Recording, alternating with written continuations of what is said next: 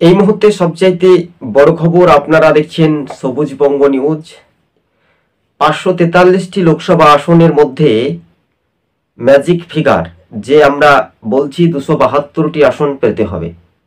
এই যে 2024 লোকসভা নির্বাচনের বুথ ফেরত জনমত সমীক্ষা, কোন দল কত আসন পেতে পারে, BJP, Congress, CPIM, Trinamool, RJD সহ যে আঞ্চলিক দলগুলো কাদের দাপট শেষ পর্যন্ত যে 2024 লোকসভা নির্বাচন কড়া নিরাপত্তা দিয়ে জাতীয় নির্বাচন কমিশন ভোট গ্রহণ করবেন, কোন রাজ্যে কত দফাতে ভোট হতে পারে, পশ্চিমবঙ্গ, কেরালা, তামিলনাড়ু, গুজরাট, ছত্তিশগড়, রাজস্থান, ত্রিপুরা, মধ্যপ্রদেশ, কেরালা, বিভিন্ন রাজ্যের বিভিন্ন সময়ে কিন্তু ভোটটা হবে। কোনো রাজ্যে এক দফায়, কোনো রাজ্যে দ্বিতীয় দফায়, পশ্চিমবঙ্গে 5 থেকে 6 দফায় হওয়ার একটা সম্ভাবনা বেশি। চলুন এবার ভাগ্য নির্ধারণ। প্রধানমন্ত্রী হিসেবে বিজেপির নরেন্দ্র মোদী এবং কংগ্রেসের থেকে দেখা যাচ্ছে যে রাহুল গান্ধীকে চাইছে। এবার চলুন কোন দল কত আসন পেতে পারে, আর এই নিয়ে সরাসরি কিন্তু আজকে আমরা যে জনমত সমীক্ষা দেখাচ্ছি, বুথ ফেরত জনমত সমীক্ষা, এটাই বাস্তবে মিলে যাওয়ার একটা সম্ভাবনা বেশি। কংগ্রেস পেতে পারে 210 থেকে 255টি আসন সম্ভবত। আরও একবার রিপিট করছি, কংগ্রেস পেতে পারে 210 থেকে 255টি আসন সম্ভবত। বামেরা পেতে পারে 20 থেকে 22টি আসন সম্ভবত। এবার সরাসরি বিজেপি পেতে পারে 240 থেকে 244টি আসন সম্ভবত, এবং অন্যান্যরা পেতে পারে মাত্র 22টি আসন সম্ভবত। অর্থাৎ বাম এবং অন্যান্য যদি ঝুলিতে আমরা দেখি 44টি আসন অন্যান্যদের ঝুলিতে যাওয়ার একটা সম্ভাবনা বেশি। এবার তৃতীয়বার, দ্বিতীয়বারের পর তৃতীয়বার কেউ একটা সরকার এবার চেঞ্জ হবে, পরিবর্তন, প্রত্যাবর্তন না পরিবর্তন। আর এই নিয়ে সরাসরি আজকে আমরা যে লাইভ অনুষ্ঠানের মধ্য দিয়ে দর্শক বন্ধুদেরকে জানাচ্ছি যে 2024 লোকসভা ভোট একাধিক রাজ্যের রাজনৈতিক দল দলমত নির্বিশেষে কিন্তু মানুষ একটা শান্তি, অবাধ, সুষ্ঠু পরিবেশে ভোট চাইছে। তাহলে এই লোকসভা ভোটের নিরিখে কোন দল কত আসন পেতে পারে সেটা কিন্তু আপনাদের সঙ্গে আমরা ক্লিয়ার করলাম। এবং যে জোট বা বিনা জোটে লড়াই বা ইন্ডিয়া জোট থেকে যেমন তৃণমূলকে ঘাড় ধাক্কা দিয়ে বার করেছে কংগ্রেস, অর্থাৎ তার সঙ্গে আর কিন্তু জোট নয়, জোটের নামেই চটাছুটি হয়েছে। অন্যদিকে ইউপি আর এনডিএ আর ইন্ডিয়া, এটা খুবই সমান পার্থক্য বলে মনে হচ্ছে না, কেননা বিজেপির যে জোট শরিকরা তারা কখনোই কিন্তু জোট কিন্তু ভাঙে না। স্বাভাবিকভাবে বিজেপির পক্ষপাতী হিসেবে কিন্তু বিজেপির দিকে তারা দৌড়ে এগিয়ে রাখার একটা সম্ভাবনা বেশি বলে এমনটাই মনে করানো হচ্ছে। হ্যাঁ, বাস্তবে 2024 যে লোকসভা ভোট সেটা খুবই গুরুত্বপূর্ণ। আর এই বিষয়টি স্বাভাবিকভাবে দেখার একটা বিষয় রয়েছে যে 543টি লোকসভা আসনের মধ্যে কিন্তু এবার দিল্লিতে কংগ্রেস এককভাবে ক্ষমতা আসার খুবই সম্ভাবনা বেশি বলে এমনটাই তাৎপর্যপূর্ণভাবে মনে করানো হচ্ছে। তবে বিজেপি যে জোট শরিক তাদের যে আসন সমঝোতা, এই আসন সমঝোতার রফা বা কংগ্রেস বা সিপিআইএম বা তৃণমূল, সেক্ষেত্রে কতটা প্রভাব পড়তে পারে।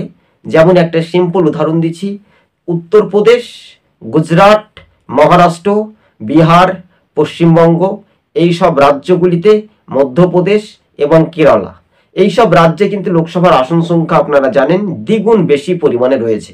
সবচাইতে গুরুত্বপূর্ণ বড় রাজ্য হচ্ছে উত্তরপ্রদেশ। সেই উত্তরপ্রদেশ থেকে কিন্তু হ্যাট্রিক সেঞ্চুরি, এটা এখন বিরোধী বনাম শাসকের মধ্যে রাজনৈতিক চাপানোতর কিন্তু বাধাপ্রাপ্ত পাওয়া যাচ্ছে, এমনটাই খবর পাওয়া যাচ্ছে। হ্যাঁ, 2024 যে লোকসভা ভোট সেটা খুবই গুরুত্বপূর্ণ। আর এই বিষয়বস্তুটা নিয়ে আপনাদের সম্পর্কে আমরা যে লাইভ অনুষ্ঠান খুবই ধৈর্য সহকারে আপনারা ভিডিও ফুটেজগুলো দেখবেন, কেননা 2024 একেবারে যে বলা যেতে পারে যে সেমিফাইনাল। 2026 পশ্চিমবঙ্গে ভোট, তাহলে পশ্চিমবঙ্গে এবার তৃণমূল কিন্তু হোঁচট খেতে পারে, কেননা 42-42 কোনো রাজনৈতিক দলের ক্ষমতা নেই 42-42 পাওয়ার, কিন্তু মানুষই নির্ধারিত করবে। গণদেবতাতে রায় কিন্তু স্পষ্ট হওয়ার একটা সম্ভাবনা বেশি বলে এমনটাই মনে করানো হচ্ছে। এবার যে রাজনৈতিক সমীকরণের মানচিত্র রূপরেখা 2024 যে লোকসভা ভোট, সেটা কিন্তু দ্রুত গতিবেগ। কিন্তু এবার জাতীয় নির্বাচন কমিশন 3টি কড়া নিরাপত্তা দিয়ে ভোট, আধার কার্ড সংরক্ষণ, ভোটার কার্ড। অর্থাৎ যে ধরুন এক ব্যক্তি ভোট দিয়ে চলে গেল, এক যুবক, ওই ব্যক্তি বারবার করে ভোট ছাপ্পা মারছে, সেক্ষেত্রে কড়া নিরাপত্তা রাজ্য রাজ্যে।